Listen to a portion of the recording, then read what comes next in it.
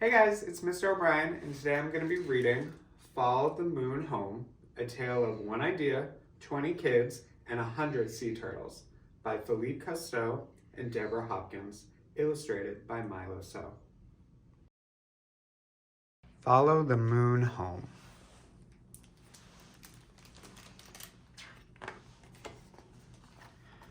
Follow the Moon Home, A Tale of One Idea, 20 Kids, and 100 Sea Turtles.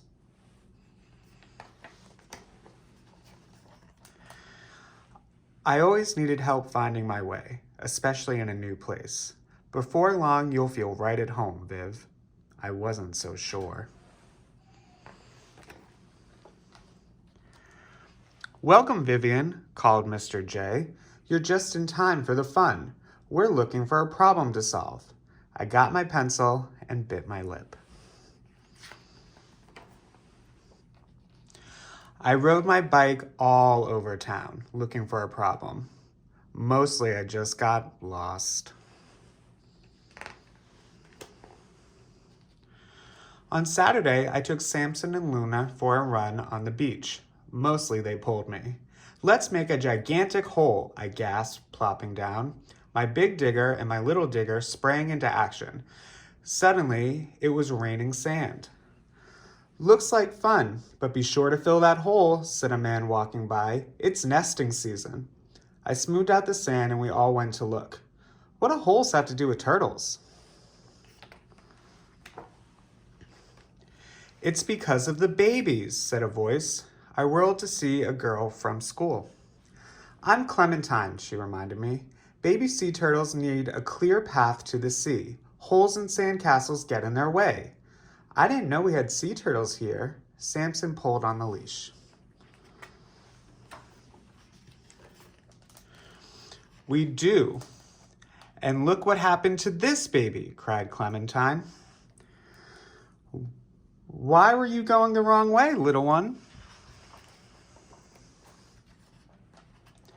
Mr. J told us to use our own eyes, so that night Mom and I went back to the beach. As darkness fell, we could see bright lights winking on one by one along the shore. That's it, I said. The lights in the beach houses are the problem. Why is that? Mom asked.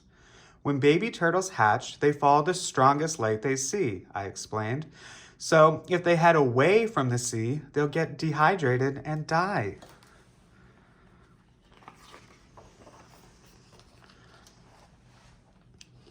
My heart sank as I stared at the houses. There are so many. How can we ask all these people to turn off their lights? Most of these houses are vacation rentals, Mom said, but that means new people come to stay every few days. We'd have to knock on doors every night. Clearly, I needed help to solve this problem, and I knew just how to get it. On Monday morning, Clementine and I raised our hands first. We told the class that we'd learned and observed about loggerhead sea turtles. The sea turtle eggs are starting to hatch, I went on. To save the hatchlings, we need the whole class, the whole town, to help. And that's how Lights Out for Loggerheads began. Our classroom became the Loggerhead Lab. First, we gathered lots of information. We read books. We visited an aquarium and a sea turtle hospital. We asked someone from the South Carolina Marine Turtle Conservation Program to speak to our class.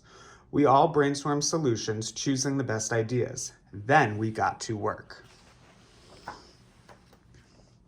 We made posters and delivered them all over town. We wrote fact sheets for all the vacation beach houses.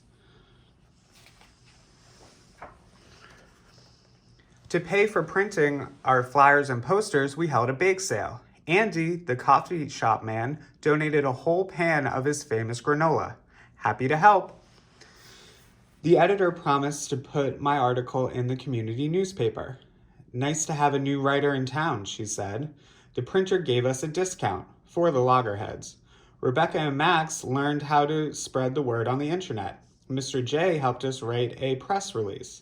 I was on TV as a class spokesperson. We invited volunteers from Scout, South Carolina United Turtle Enthusiasts, to a town meeting. When the big night arrived, the room was packed. The room buzzed with ideas. We talked about how to make our beach a great place for turtles, how to mark nests, run nightly patrols, what to do if hatchlings get in trouble. At the end, we decided to form our own volunteer group. People cheered for our class. Mr. J beamed. "I'm so proud of you all.